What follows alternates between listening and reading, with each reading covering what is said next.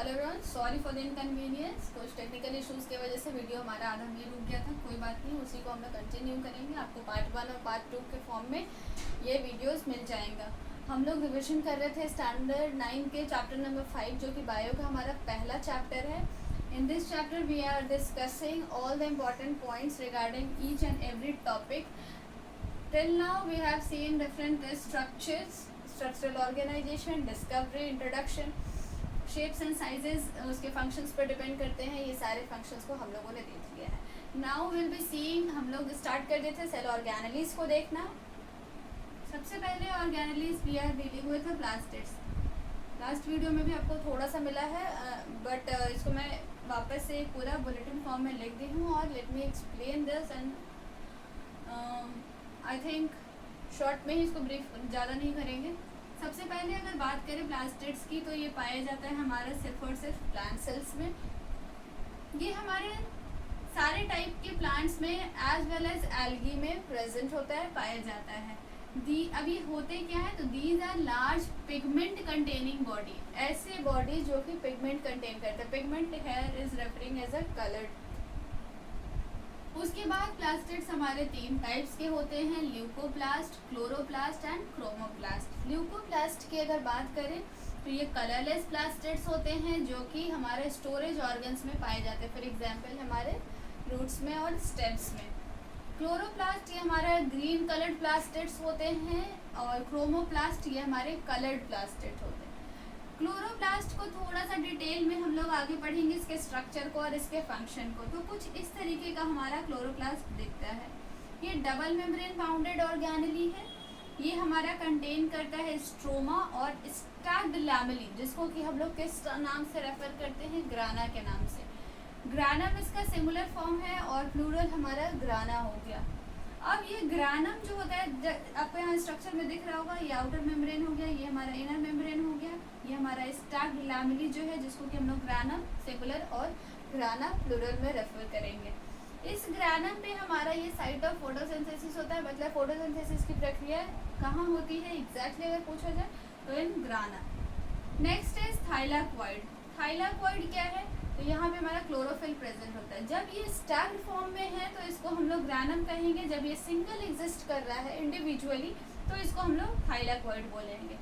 Stroma की अगर बात करें तो ये हमारा लिक्विड होता है, जो कि हमारा इस क्लोरोप्लास्ट के अंदर पाया जाता है। अब ये लिक्विड हमारा कंटेन करता है protein as well as ribosomes.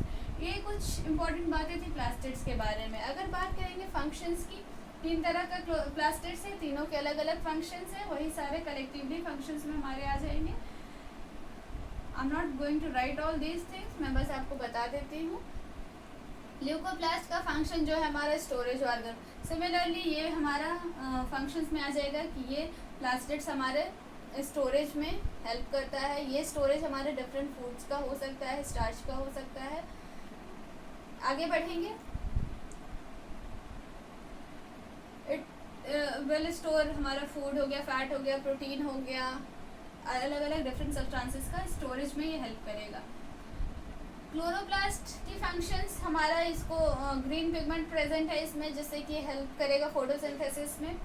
Food के प्रोसेस में फोटोसिंथेसिस बोल दिया, इट मीन्स कि ये हमारा इंटायर कवर्ड हो जाएगा कि फूड का मेकिंग प्रोसेस होता है। क्रोमोप्लास्ट डिफरेंट कलर्स इम्पार्ट करेगा अलग अलग फ्लावर्स को, फ्रूट्स को, जिसकी वजह से हमारा इंसेक्ट्स अट्रैक्ट होगा, पॉलिनेशन का हमारा प्रोसेस इजीली कैरी फॉरवर्ड होगा। क्लोरोप्लास्ट के बारे में एक इम्पॉर्टेंट बात और है, that this is called as a kitchen of the cell, क्योंकि इसमें हमारा खाना बन रहा है। जिस तरीके से आपके घर में खाना बनता है तो you refer that place as a kitchen. Similarly हमारा फूड कहाँ प्रिपेयर हो रहा है, प्लांट का फूड कहाँ प्रिपेयर हो रहा है, क्लोरोप्लास्ट में हो रहा है, because this is the site of photosynthesis, उसका एक ग्रानम वाला रीजन। तो इसलिए क्लोरोप्लास्ट को हम लोग किचन ऑफ द सेल से रेफर करते हैं। इतना प्लास्टिड्स के लिए मोर देन सफिशिएंट है स्टैंडर्ड 9 के कैंडिडेट के लिए। बढ़ेंगे आगे और देखेंगे नेक्स्ट ऑर्गेनेली। नेक्स्ट ऑर्गेनेली है हमारा माइटोकॉन्ड्रिया। माइटोकॉन्ड्रिया को सबसे पहले 1888 में देखा गया था बाय कैलिकर नामक साइंटिस्ट के द्वारा। ये हमारा सेकेंड लार्जेस्ट ऑर्गेनेली है। अगर हम लोग सेल ऑर्गेनेली की बात करें तो लार्जेस्ट कौन सा है, तो हमारा लार्जेस्ट का स्ट्रेज आता है क्लोरोप्लास्ट को। Chloroplast is the largest cell organelle, largest organelle, ठीक है। सेकेंड लार्जेस्ट हमारा है माइटोकॉन्ड्रिया। शेप की अगर बात करें तो ये रॉड शेप इन नेचर होता है, डबल मेम्ब्रेन बाउंडेड स्ट्रक्चर है। इट इज़ फाउंड और प्रेजेंट इन यूकैरियोटिक ऑर्गेनिजम्स, वैसे ऑर्गेनिजम्स जो कि प्रॉपर वेल डेवलप्ड न्यूक्लियस हों, जिनके सेल मेम्ब्रेन हो, जिनमें मेम्ब्रेन बाउंड सेल ऑर्गेनेलीज हो, वो सारे ऑर्गेनिज्म हमारे यूकैरियोटिक कहलाते हैं। कॉम्पोजिशन की बात करें, मतलब कि ये बना किस चीज़ का होता है, तो ये protein, lipid, DNA and RNA का बना होता है। इसको हम लोग सेल्फ रेप्लिकेटिंग ऑर्गेनेली कहते हैं, या फिर कह सकते हैं कि ये सेमी ऑटोनोमस इन नेचर होता है, विच मीन्स कि due to the presence of DNA and ribosome ये खुद से रेप्लिकेट कर सकता है, सेल्फ रेप्लिकेट करता है। सेमी ऑटोनोमस मतलब ये खुद का भी कुछ अपना फंक्शंस परफॉर्म करता है, ये अपने आप से रिप्रोडक्शन में मतलब रेप्लिकेट करने में कैपेबल है। इसको हम लोग एटीपी फैक्टरीज कहते हैं, क्योंकि ये हमारा एनर्जी जनरेट करता है, और जिसकी वजह से हम लोग इसको power house of the cell भी कहते हैं। It helps in cellular respiration, cell को रिस्पायर करने में ये हमारा बहुत इंपॉर्टेंट रोल प्ले करता है। Moving forward, let's see the structure. Structure की अगर बात करें तो रॉड शेप स्ट्रक्चर है, डबल मेम्ब्रेन है, एक मेम्ब्रेन। पहला मेम्ब्रेन जो कि है हमारा आउटर मेम्ब्रेन, ये पोरस इन नेचर होता है, मतलब कि इसमें होल्स प्रेजेंस होते हैं, एज वेल एज ये हमारा कंटिन्यू होता है, मैंने लिखा भी है। उसके बाद बात करेंगे इनर मेम्ब्रेन की, तो ये फोल्डेड लाइक स्ट्रक्चर जो है ये हमारा इनर मेम्ब्रेन है। These are folded to form cristae, और ये हमारा फोल्डेड होता है। नेक्स्ट, इस कैविटी में प्रेजेंट होते हैं कुछ liquid part, that liquid part is referred as a matrix. और इतना कुछ देखने के बाद हम लोग देख लेते हैं कि it is not founded, mitochondria किसमें नहीं पाया जाता है, तो ये बैक्टीरिया में नहीं पाया जाता है, ब्लू ग्रीन एल्गी में नहीं पाया जाता है, as well as mature RBCs में भी ये प्रेजेंट नहीं होता है। तो इतना कुछ इंपॉर्टेंट बात माइटोकॉन्ड्रिया के बारे में, आई थिंक मैंने सारे इंपॉर्टेंट पॉइंट्स को कवर कर दिया है। It was first seen in 1888 by Kaliker, second largest organelle, rod shape, double membrane bounded structure, present in eukaryotic organisms.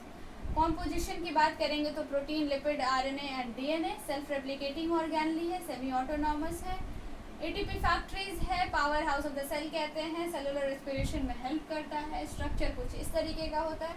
तो आई थिंक ये क्लियर होगा। बढ़ेंगे आगे और देखेंगे नेक्स्ट ऑर्गेनेली को। Next let's see about vacuoles. तो ये हमारे लार्ज वेसिकल्स होते हैं जो कि ईआर और गोल्जी से डिराइव होते हैं। दीज आर डेड ऑर्गेनेलीज, ये सिंगल मेम्ब्रेन बाउंडेड स्ट्रक्चर होता है। प्रेजेंस की अगर बात करें तो इसका पहले एक एक करके देख लेते हैं। प्लांट सेल, तो अगर प्लांट सेल की बात करें तो ये हमारा काफ़ी ज़्यादा बिग होता है, लार्ज होता है और परमानेंट होता है।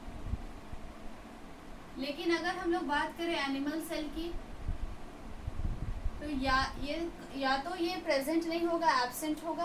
प्रेजेंट अगर होगा तो काफ़ी स्मॉलर इन साइज होगा और टेम्परेरी नेचर होगा, स्मॉलर इन साइज। पहले लिख लीजिएगा आइदर एब्सेंट और if found smaller in size and temporary nature. ठीक है। फंक्शंस की बात करें तो this help in osmoregulation, cell के रेगुलेशन में हेल्प करेगा। ऑस्मो रेगुलेशन वर्ड को डिटेल में एक वीडियो, सेपरेट वीडियो में देखेंगे। ये हेल्प करेगा वेरियस सब्सटेंसेस को स्टोर करने में। कौन कौन से सब्सटेंस? शुगर हो गए, अमाइनो एसिड्स हो गए, प्रोटीन्स हो गए और कुछ ऑर्गेनिक एसिड्स हो गए। उसके बाद इसकी फंक्शंस की बात करें तो ये प्रोवाइड करेगा टर्जिडिटी एंड रिजिडिटी,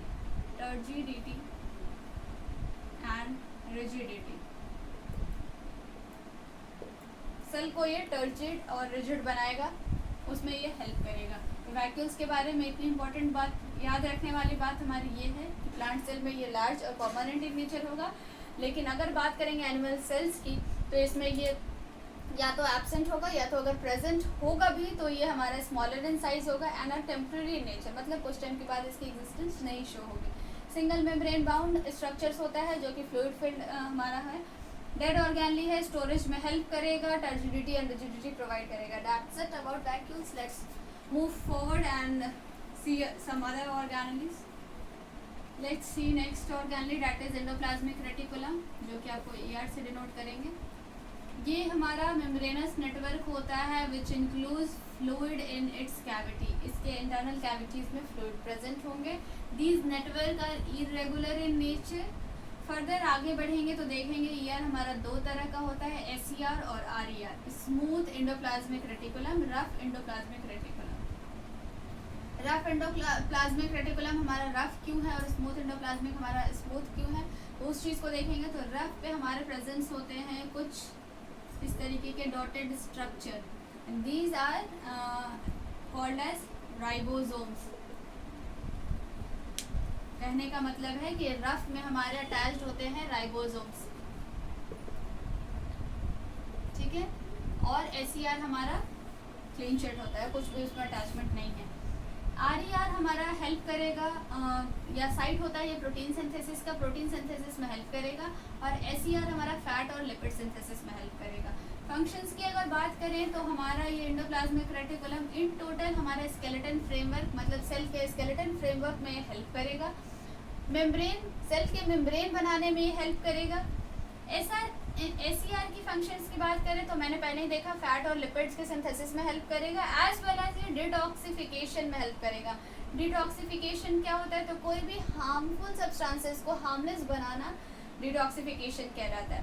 RER हमारा प्रोटीन सिंथेसिस में हेल्प करेगा due to the presence of ribosome. Ribosome के इसके सरफेस पर राइबोसोम के प्रेजेंस की वजह से these helps in protein synthesis. That's all for endoplasmic reticulum. Moving forward, we'll be seeing Golgi apparatus.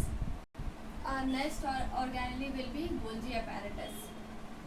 Discovered किया गया ये कैमिलो गोल्जी के द्वारा 1898 में नर्व सेल में। इसके स्ट्रक्चर की अगर बात करें तो it consist of 3 types of structure. कौन कौन से मैं यहाँ पे लिख दे रही हूँ। Number 1 is cisternae, vacuoles, vesicles, ठीक है। ये 3 स्ट्रक्चर्स मिलकर के कंप्लीट इंटायर हमारा गोल्जी अपैरेटस का स्ट्रक्चर फॉर्म करते हैं। अब ये जो सिस्टर्नी है ये स्टैक्ड में, अगर इसके स्ट्रक्चर की बात करें तो दीज आर स्टैक्ड मेम्ब्रेन, जो कि हमारा फ्लैटन सिस्टर्नी से बना होता है। ये ध्यान रखिएगा, ये एकदम स्ट्रेट नहीं होता है। एज वेल एज इसके फ्लूइड फिल्ड वेसिकल्स होते हैं। स्ट्रक्चर को देख लेते थोड़ा सा ध्यान से। ये ऊपर में जो हमारे लार्ज वेसिकल्स हैं उसको वैक्यूल्स कहेंगे, जो छोटे हैं उसको वेसिकल्स कहेंगे। ये हमारे जो स्ट्रक्चर हैं, जो स्टैक्ड स्ट्रक्चर्स हैं, जो कि स्ट्रेट नहीं है, this are term referred as cisternae. अब 2 फेस होगा इसका। एक हमारा होगा, अगर इसकी बात करेंगे हम लोग स्ट्रक्चर में पोलैरिटी की, तो जो पोलैरिटी एक इस तरीके से शो करेगा, तो 2 साइड होगा, एक कनकेव और एक कन्वेक्स। जो हमारा कनकेव साइड होगा वो हमारा प्लाज्मा मेम्ब्रेन की तरफ होगा, ये वाला फेस, जिसको कि हम लोग मैचुरेशन फेस या फिर ट्रांस फेस भी कहते हैं, ठीक है। कन्वेक्स फेस की बात करें तो ये हमारा न्यूक्लियर मेम्ब्रेन की तरफ वाला जो फेस होगा उसको हम लोग कनकेव साइड, कन्वेक्स साइड कहेंगे, और ये हमारा फॉर्मेटिव या फिर सिस फेस कहलाता है। याद रखिएगा, न्यूक्लियर मेम्ब्रेन की तरफ सिस फेस और प्लाज्मा मेम्ब्रेन की तरफ ट्रांस फेस, ठीक है। उसके बाद हम लोगों ने देखा कि इसके फंक्शंस, तो इसके फंक्शंस हमारे ये स्टोरेज, मॉडिफिकेशन और packaging of products in vesicles में हेल्प करेगा। सेल मेम्ब्रेन के फॉर्मेशन में भी ये हमारा कभी कभी हेल्प करता है। तो these all are the important points regarding Golgi apparatus. Next will be seeing lysosomes. Clear है। लाइसोसोम्स की अगर बात करेंगे, जो कि हमारा नेक्स्ट ऑर्गेनेली है, तो ये लाइसोसोम्स हमारा डिस्कवर किया गया डी डुवे के द्वारा। क्रिस्टिन डी डुवे इनका पूरा नाम हुआ। लाइसोसोम्स हमारा 2 वर्ड से मिलके बना है। Number 1 is lyso and number 2 is जो जोम्स है हमारा वो सोमा से आया है, विच मीन्स की बॉडी, और लाइजो मतलब हमारा होता है डाइजेस्टिव बॉडी। क्लियर है। These are membrane bound vesicles which contain powerful digestive enzyme. Digestive enzyme मतलब कि ये हमारा इंट्रासेलुलर डाइजेशन में हेल्प करेगा। फंक्शंस में हम लोग जब देखेंगे तो इसमें डाइजेस्टिव एंजाइम होता है, जिसकी वजह से ही हमारा इंट्रासेलुलर डाइजेशन करने में हेल्पफुल है। These are found in eukaryotic cell. Exception है हमारा कुछ फंगी, फॉर एग्जांपल हमारा ईस्ट हो गया, न्यूरोस्पोरा हो गया। फंक्शंस की बात करें तो ये फॉरेन मटेरियल्स को डिस्ट्रॉय करने में हेल्प करता है। It removes the worn out components of cell, cell के अंदर कुछ भी खराब हुआ कंपोनेंट्स है उसको ये रिमूव करेगा। It act as a suicidal bag, suicidal bags कहने का मतलब है कि इवन इसके सेल, जिस सेल में ये एग्जिस्ट कर रहा है उसके भी वोर्न आउट कंपोनेंट्स है तो उनको भी ये इनगल्फ कर देगा, डिस्ट्रॉय कर देगा। This that's why it is referred as a suicidal bags. और ये इंट्रासेलुलर डाइजेशन में हेल्प करेगा। इंट्रासेलुलर मतलब इंट्रा और इंटर में क्या है, इंटर और इंट्रा मतलब कि सेल के अंदर भी और सेल के बाहर भी, एक्सटर्नल एनवायरनमेंट में। ये सारी कुछ बातें इंपॉर्टेंट लाइसोसोम्स के बारे में।